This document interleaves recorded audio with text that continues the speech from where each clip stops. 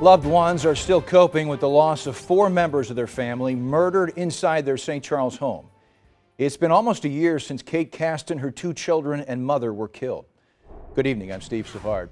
Police say Kate Caston's then boyfriend committed the murders. Prosecutors are now seeking the death penalty. Only on News 4, Alexis Zotos is speaking with the father and grandfather of the victims. Alexis is live this evening at the St. Charles County Jail.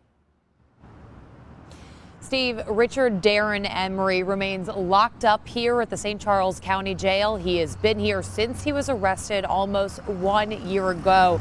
But his trial isn't for another 13 months, a seemingly long way away. But the family tells me they are trusting in this legal process to bring justice for their loved ones. They just loved each other because they were, so close. Born in the same month. Photos of his grandchildren grace Rick Moeckel's wall. His smiling daughter, Kate Caston, looking out over the Christmas decorations. The thoughts are with you all the time. It never goes away. You think about other things, but it immediately comes back to the kids.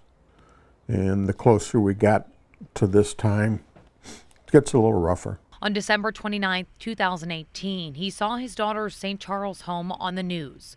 4 people had been shot. A manhunt ensued. Armed and dangerous. He's a white man wearing a gray shirt. Police say that man was Richard Emery, Kate's boyfriend. He faces 4 counts of first-degree murder among multiple other charges. Prosecutors are seeking the death penalty. I've got faith in the process. Rick Moeckel doesn't want to speak about the upcoming trial set for February 2021, but instead wants to focus on his family. 10-year-old John and 8-year-old Zoe. He was kind of the thinker and she was the doer.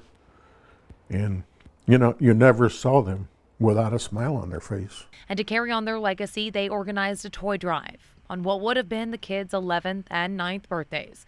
Dozens of friends and family donated presents for Toys for Tots. It speaks volumes for the people that they were, what your daughter turned into this great person. And she married a guy that was really great, and the kids were great, and just too bad their life got cut short, So we just try and carry on and do things to remember them. The children's late father was a Marine. They are all together again at Jefferson Barracks Cemetery. I think the gravesite down at Jefferson Barracks might be one of the most visited grave sites around right now. So Emery and his attorneys have tried to get this case and this trial moved out of St. Charles County, but it is set to happen in February of 2021. The prosecutor's office tells me that time frame is pretty typical for a case like this, especially when the death penalty is on the table. Reporting live in St. Charles, Alexis Zotos, News 4.